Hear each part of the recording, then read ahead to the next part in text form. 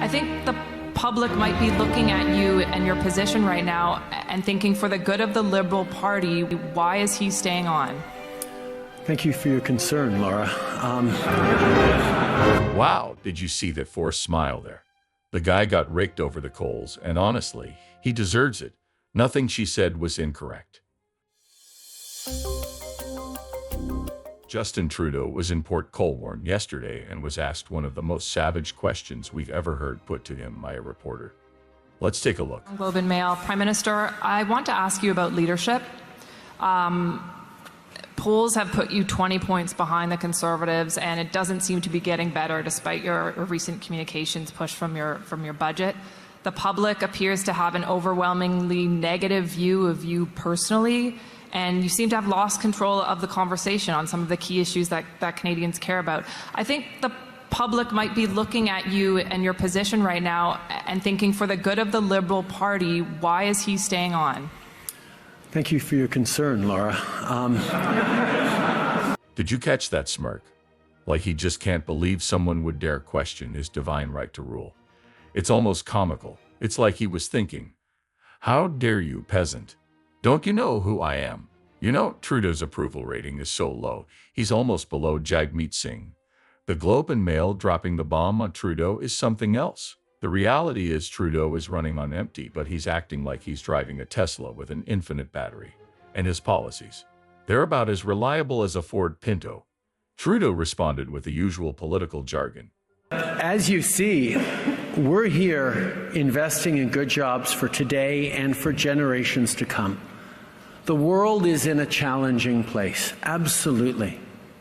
But that's why for 8 years this government has been putting forward investments and a frame that both fights climate change and creates good jobs and economic growth, that understands that if you want to bring in strong investments and great jobs for Canadians, you have to be making investments in things like childcare, like pharmacare, like healthcare, investments in supporting our seniors, investments to make sure that young people get the best opportunity as they go off to post-secondary education. I know there are lots of folks in Ottawa thinking about process.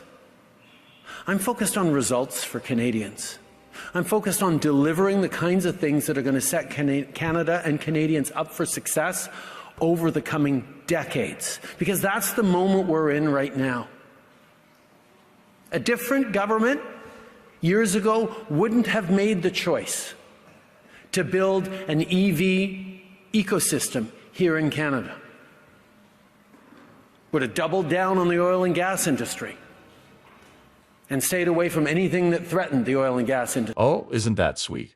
He's going on about investing in the future while the present is falling apart. He talks about childcare, pharmacare, and healthcare, but we all know these are just buzzwords to distract from the real issues. The economy is tanking, and his solution? Throw more money at it. Classic Trudeau. He's like Oprah, but instead of giving away cars, he's giving away taxpayer dollars to anyone with a sob story.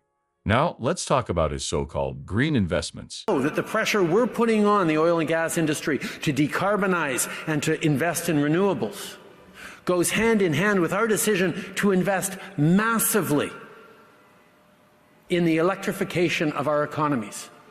Because we have the clean electricity here in Canada, we have the high-quality manufacturing workers, we have the social and economic stability that countries around the world and companies around the world are looking for. This is about building a plan for the future of this country. That's what we're focused on, and that's what I will continue to be focused on, because building a better future for Canadians, bringing in fairness for every generation, that's what I am 100% focused on right now. He claims a different government would have doubled down on the oil and gas industry.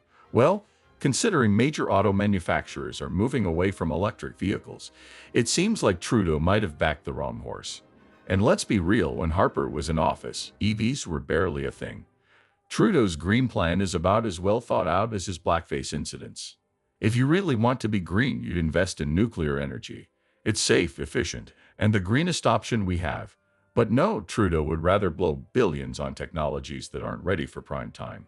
He's like a kid who bought the latest gadget only to find out it doesn't work half the time. It's almost as if Trudeau's entire plan is to make sure Canada stays dependent on wind and solar so we can have rolling blackouts just like California. Who doesn't want to live in the dark?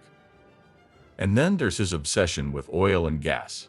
Yes, we all want to respect the environment, but pulling the plug on oil and gas without a viable alternative is economic suicide.